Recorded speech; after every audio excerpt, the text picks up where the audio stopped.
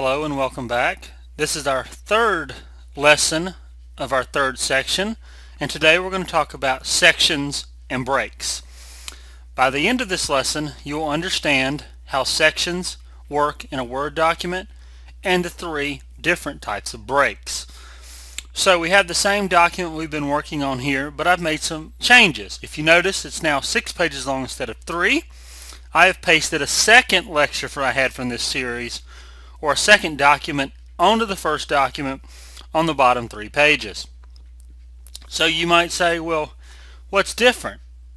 Let's scroll down and you will see that we have a page that is in landscape orientation while the rest of the document is portrait. So you might ask, well, how is that possible? You told me that orientation was for the document. Well, that's partially true. Orientation is for each section. If you only have one section, your section is your document. However, in this document I've created 3 sections. Section 1 is our original document we've worked on. Section 2 is our page here with our landscape orientation, and section 3 is the second document from the series of web design articles that I had written. So you might ask, well, how do we create sections? Well, sections are created by using section breaks. There are a couple types of section breaks. These are found on the page layout tab, in the page setup group, and the breaks button. Now, we have page breaks and section breaks. I said there were 3 types of breaks. A column break is a type of page break, but I'll call it its own break because it operates differently than a page break.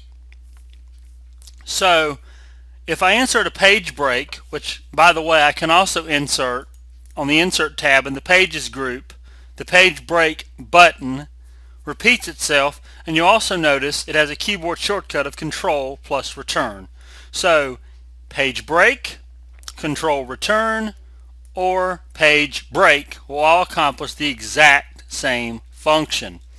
Now a page break simply takes the text, ends that page, and moves to the next page. So if we go to the bottom of the document here, I click here, insert a page break, I simply go to the next page.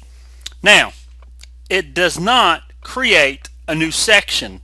So if I were to change the orientation of page 7, it would also change the orientation of page 6 and page 5. To insert a section break, we use the 4 options under section break.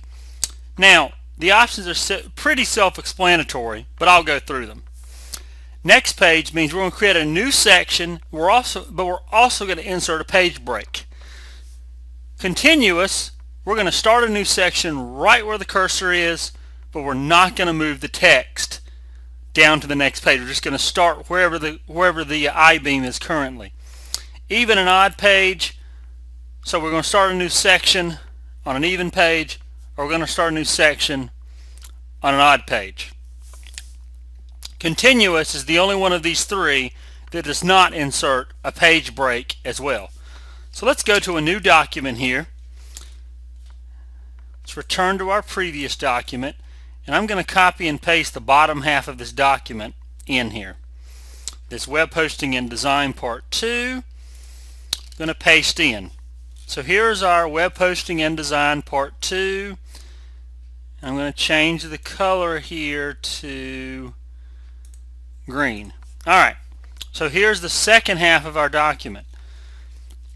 Now on page 3, I want to create a new section for page 4. So page layout, breaks, next page. I now have a new section on page 4. I can then come over here to page layout again, orientation, switch it to landscape. Notice I now have a landscape page, even though pages 1, 2, and 3 are portrait.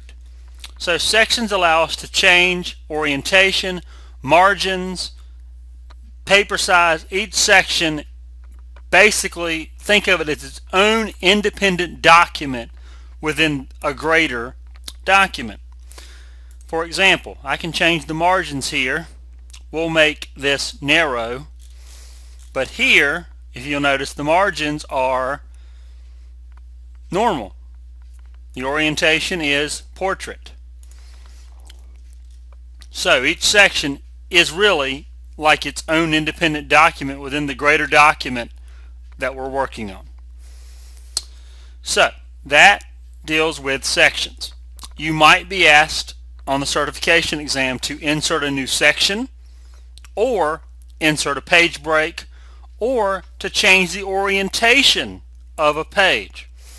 Now, the instructions might say change the orientation of page 4 to landscape. Or excuse me, change the orientation of page 4. Change the orientation of page 4 to landscape.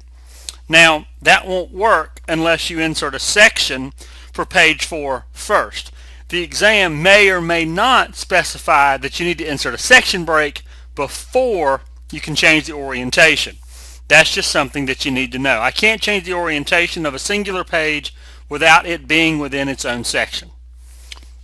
I can't change the margins, the paper size, any of those options unless I am in my own section for that page.